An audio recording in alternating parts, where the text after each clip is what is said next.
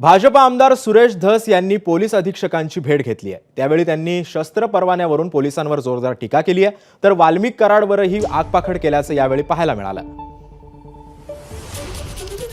गेल्या काही दिवसांपासून बीडचा संतोष देशमुख हत्या प्रकरण सध्या चर्चेचा विषय ठरते आणि त्यानंतर आता सुरेश धसांनी देखील काय वक्तव्य केले पाहूया।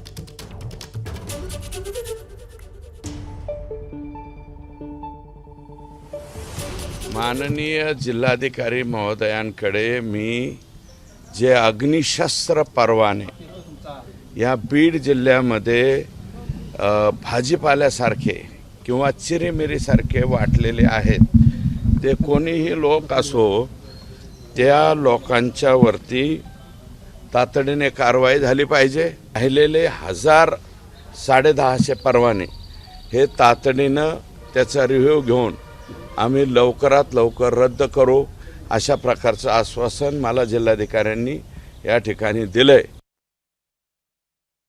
संबंधित ज्या एसपींनी 300-350 असं चिरीमिरी काहीतरी घेऊन, मी तर आता स्पष्ट शब्द वापरतो, एसपी सुद्धा जर बंदुका देताना म्हणजे अग्निशस्त्र, मराठी भाषेमध्ये शब्द आहे अग्निशस्त्र, हे अग्निशस्त्र परवाने जर एसपी ऑफिस आणि त्यांच्या खालचे DYSP त्यांचे PI हे असं काहीतरी घेऊन जर परवाने देत असतील तर मला वाटतं महाराष्ट्रामध्ये तुम्ही जे बिहार म्हणता, बिहारच्या पुढचं काबुलिस्तान का काय ते आहे, हे व्हायची पाळी बीड जिल्ह्यामध्ये आली।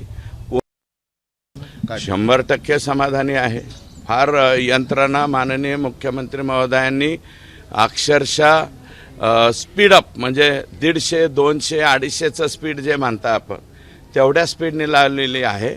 आणि मी अगोदरच म्हणलंय की बकरी की माँ कब तक दुआ मागेंगी, दुआ फार दिवस चालत नसती, दुआ अर्ध्या तास सुटणार आहे।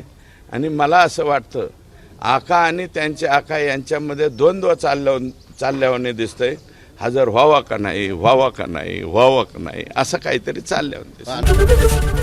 ABP माझा, उघडा डोळे बघा नीट।